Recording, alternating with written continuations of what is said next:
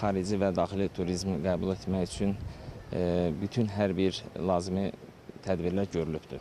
Bura xaricdə yerləşən hansısa turizm obyekti yox, Göygöl rayonundakı ailəvi istirahət məkanlarından biridir.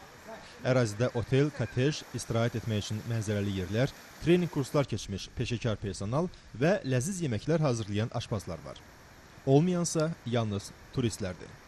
İyun ayının ortasında belə turizm obyektlərinin boş olması əlbəttə ki, bu sahədə çalışanların gəlirlərinə çox mənfi təsir göstərir.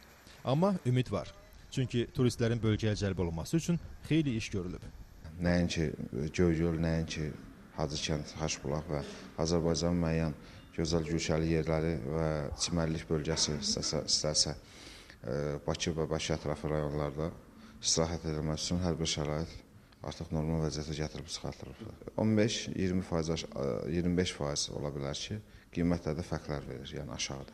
4 nəfərlik istirahəti əvvəl 100-120 manat civarında dəyişirdisə, indi onlar demək olar ki, 50-60 manat arasında, 50-70 manat arasında tam istirahət edə bilir bir gün.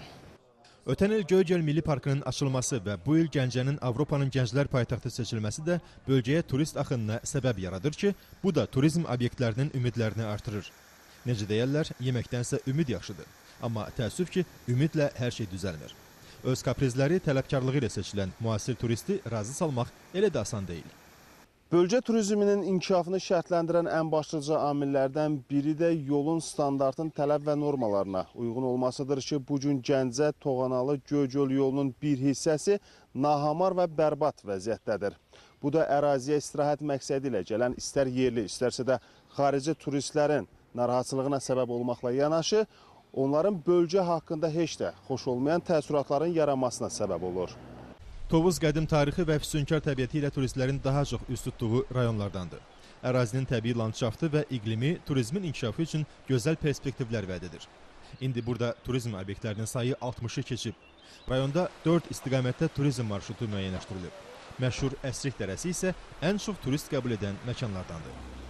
Tovuzda turistlərin ən çox üz tutduğu məkan rayonun ucqar dağ kəndləri ərazisində fəaliyyət göstərən bu cür istirahət mərkəzləridir.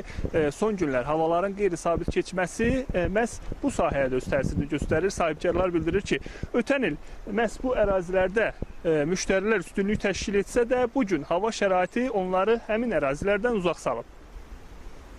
Bu il hal-hazırda ilin bugünkü vaxtına qədər qonaq yoxdur. Yağış, dolu, bu müharibə adının hallanması, Ermənistanla sərhəd olmağımız hamısı qonaqların gəlişinə çox pis təsir edir. Hər bir şəraitimiz var, hər bir yeməklərimiz də istənilən vaxtı hazır olur, deyilən vaxtı. Yaxçını kotejlərimiz, navestlərimiz, hər bir şəraitimiz var. Digər təbiətdən olan şıltaqlıqlara görə biraz çətinliklərimiz yaranıbdır bəli. Dağlıq relyefə malik, saysız hesabsız bulaqları olan meşə massivi yüzlərlə turisti qəbul edə bilər. Amma hazırki dövrdə istirahət məkanları qonaqsız qalıb.